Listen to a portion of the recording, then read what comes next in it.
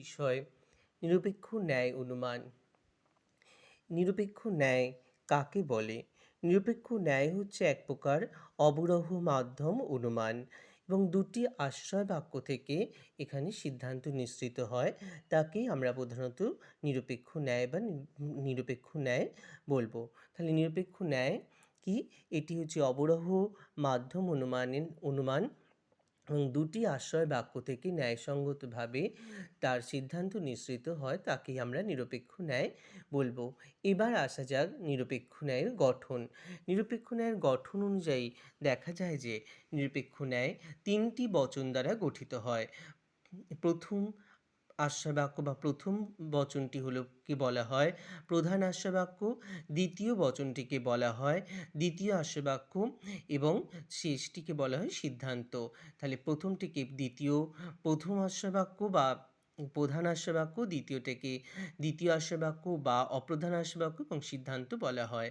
আর তিনটি পদ দ্বারা গঠিত হয়, তিনটি বচন যেমন তিনটি পদ দ্বারা গঠিত হয়। কি কি? সাধ্য, পক্ষ, হেতু। তিনটি পদ কি কি? সাধ্য, পক্ষ, হেতু। আমরা জানি বচনের দুটি করে পদ থাকে, একটা হচ্ছে উদ্দেশ্য, একটা বিধেয়। কিন্তু ন্যায় অনুমানের পুরো গঠনটার মধ্যে আমরা তিনটি পদ পেয়ে থাকি, সাধ্য, পক্ষ, হেতু। এই সাধ্য, পক্ষ, হেতু দুবার করে বসে, অর্থাৎ ছটি পদ, মোট ছটি পদ দ্বারা গঠিত হচ্ছে। সাধ্যপদ এস ও পি। এসকে বলা হয় পক্ষপদ, পিকে বলা হয় সাধ্যপদ, এমকে বলা হয় হেতুপদ। তাহলে এস কোথায় বসছে? এসের অবস্থান দেখতে গেলে দেখা যায় যে এটি সিদ্ধান্তের উদ্দেশ্য স্থানে আর দ্বিতীয় আশ্রয় বাক্যে থাকে।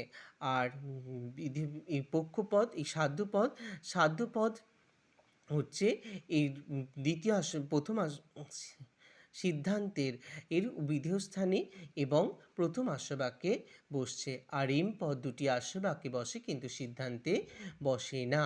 তাহলে এখানে দেখা যাচ্ছে পক্ষপদ সিদ্ধান্তের উদ্দেশ্য স্থানে এবং দ্বিতীয় আশ্রয় বাক্যে বসছে। সাধ্যপদ হচ্ছে সিদ্ধান্তের বিধেয় স্থান এবং প্রথম আশ্রয় বাক্যে বসছে। হেতুপদ দুটি আশ্রয় বাক্যে বসে কিন্তু সিদ্ধান্তে থাকে না। তাহলে ন্যায়ের গঠন অনুযায়ী কটি পদ? ন্যায়ের গঠন অনুযায়ী তিনটি পদ। সাধ্য, পক্ষ, হেতু কোথায় বসছে? ন্যায়ের গঠন অনুযায়ী পক্ষপদ অর্থাৎ এস সিদ্ধান্তের উদ্দেশ্য স্থানে এবং দ্বিতীয় আশ্রয় বাক্যে সাধ্যপদ পি এবং সাধ্যপদ পি কোথায় বসছে? প্রথম আশ্রয় বাক্যে এবং সিদ্ধান্তের বিধেয় স্থানে। আর হেতুপদ দুটি আশ্রয় বাক্যে থাকে, কখনোই সিদ্ধান্তে বসে না।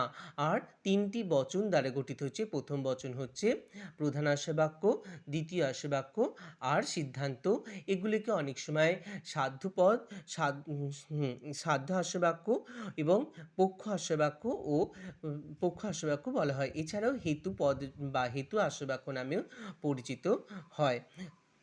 তাহলে নিরপেক্ষ ন্যায়ের গঠন অনুযায়ী তিনটি পদ দ্বারা গঠিত হবে, তিনটি বচন দ্বারা গঠিত হবে। এই প্রসঙ্গে বলা যেতে পারে যদি তিনটি পদ যদি না থাকে তাহলে সেটা দোষ ঘটবে, চারিপদ দোষ, এবং তিনটি বচন অবশ্যই তিনটি বচন দ্বারা গঠিত হবে। তাহলে নিরপেক্ষ ন্যায়ের গঠন সম্পর্কে বললাম। যদি ভালো লাগে তাহলে অবশ্যই জানাবেন।